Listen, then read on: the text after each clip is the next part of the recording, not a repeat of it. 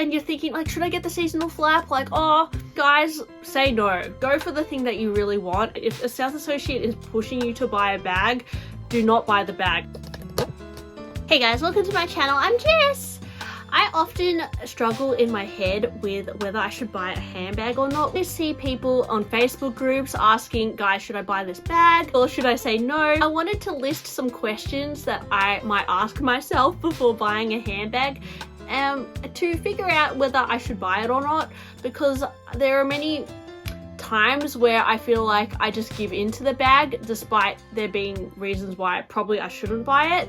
Firstly, I really want to buy another Loewe bag next year, but there's also a part of me that has doubt in that, because I don't know, I don't want to buy as many bags, and I'm kind of questioning as to whether that is a bag that I want to have for like the next 10 years or something like that. I know my heart at the moment is a little bit more in Hermes bags, and that's something that I want to buy more of in the future. So firstly, I like to think of future me. Ask yourself, when you look at this bag, are you going to want that in like 2 years? Because if the answer is no, then maybe it's good to say no, especially if it's a super trendy bag like, I don't know, the multi-pochette. You know, I bought that 2 times because I saw it on a lot of influencers. I thought it was like the bag to get. I was actually really inspired by influencers with that bag. I'm not going to lie, guys. I thought it looked really cool. Everyone on YouTube was buying it. Same with the Prada crystal bag, and I got really sucked into the trend of that. And I think I bought those bags at a time where I felt a little bit like I had a little bit of low self-esteem because I was in lockdown for a long time. Some days, I'm not gonna lie guys, I feel kind of ugly some days, and that's when I'm most vulnerable to like buy things. So I did buy these things where emotionally I wasn't feeling the best, and I just kind of wanted to escape and buy something that was cool and the coolest thing to buy right now. But I ended up regretting that because they weren't really bags that I truly wanted long term, and I really got sucked into the moment in time with those bags. And when you're spending thousands of dollars, it's really important, I think, to me anyway, to think about the long term, especially if you're someone who is not a billionaire or even a million, or even you just don't like. It's important to think about where you're putting your money, and you're not just like giving into that moment, because there are millions of trendy bags that are cool right now which will not be cool in like a year, and you're not going to get over it. I'm not saying you should just buy classic bags, but just buy bags that you like and don't necessarily listen to what everyone else is saying. How do you figure out what you like? Honestly, for me, it came with a lot of trial and error. I explored many brands. I bought a lot of stuff. Same with my fashion. Like, I've tried out many styles of jeans, different types of tops, and I realized that I gravitate towards certain styles. And I think with handbags, when you're starting out, you might not get it right the first few years. I know I definitely did it, but eventually you'll start to realize what you really like. And I think that will help you to say no to certain things if you know they're just not for you. When you're starting out with handbags, you can just want to buy everything. You're like, you need a classic flap, you need a Lady Dior, you need a Birkin, you need a Neverfull. Like, you really just need all those iconic bags. But the truth is, like, those bags don't really suit everyone, and not everyone is going to like those in 10 years or like long term. Like, it's good to discover bags for yourself. Really listen to what you're drawn to, because usually what you're drawn to really suits you. Like, no one was really telling me to buy this pink picotin when I did, but this bag has been one that I've kept for the longest out of most of my bags. And like, no one was telling me to buy this, but it was a color that I was drawn to, it was a shape that I was drawn to, and that's why it was a success for me. So as much as I love watching YouTube and seeing what people buy, I try and take it with a pinch of salt and try and hone in on what I like. Even though I'm really wanting to buy another Loewe bag, I'm also thinking about, what do I want in 10 years? And is another puzzle bag something that I would want in 10 years? Or is it actually better for me to skip it and save for a dream bag? There's a bag that you really want from the boutique, but you're just failing at getting it. Don't rule out the pre-loved market. Sometimes you try really hard, for example, to get a Chanel mini at Chanel, and all they have is like a seasonal flap.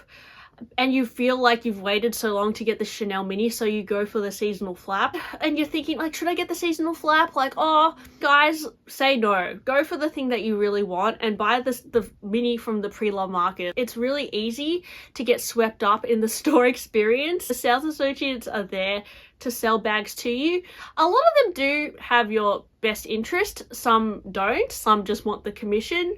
A really good sales associate will really think about what you really want, but let's be honest, like not everyone who works in the stores have the customer's heart in mind. They really just looking for the commission. If a sales associate is pushing you to buy a bag, do not buy the bag. A good sales associate won't do that and will listen to their client and suggest things that they didn't realize they would like. Like that's what a good sales associate would do.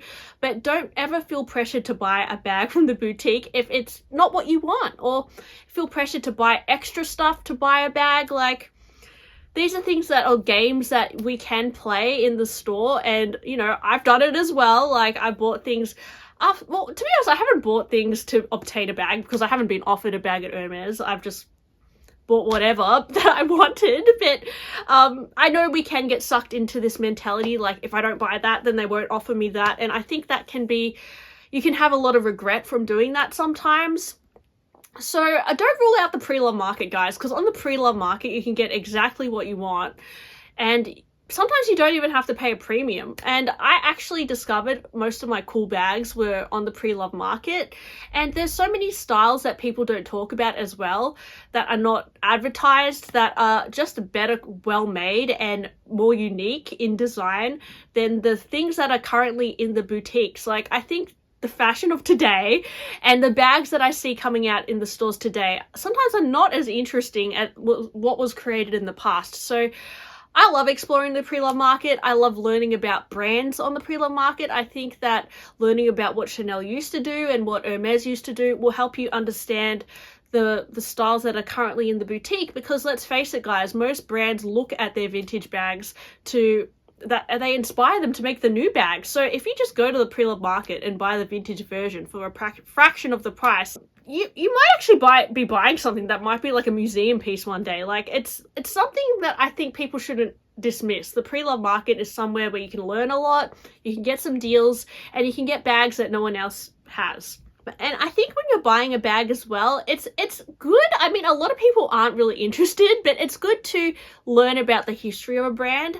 All the sales associates in, you know, Chanel, Louis Vuitton, Hermes, they're all trained to teach you about the brand. And they all do these like training modules, quizzes to learn about the brand. And you know, take time in the store, like try and learn about the brand and like the different types of leathers, the history of the brand, the significance of the style that you're buying. Because if you learn about like when this bag came out, like, you know, it was created in the 1920s or something, that might make you more passionate about the bag, and it actually might make you fall in love with the bag more. And or, you know, you might find out about the history of a brand and it might deter you from the bag altogether. So when you're buying a bag and you don't really know much about it, ask yourself, like, should I buy this bag if I don't really understand the significance of it in fashion? And if you don't understand it, maybe say no to the bag and find something that you're really passionate about, because a lot of the value of a designer handbag is in the story of that bag.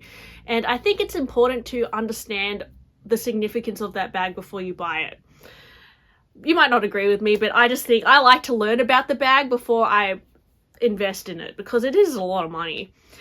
And also I finally want to say, don't pressure yourself to buy a handbag just because it's your birthday or Christmas.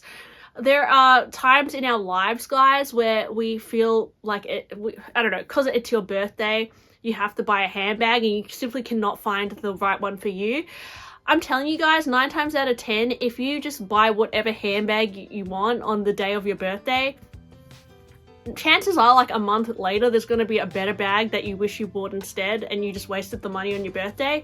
It's not good to shop spontaneously, I think, anyway. I know a lot of people do shop spontaneously. They just walk into the store and buy whatever, and sometimes that does work out. Honestly, it does. But most likely it's good to do your research and really think about spending thousands of dollars before doing so, because you can really get sucked into the hype of the boutique experience. And I just think that sometimes that's not the wisest way to shop.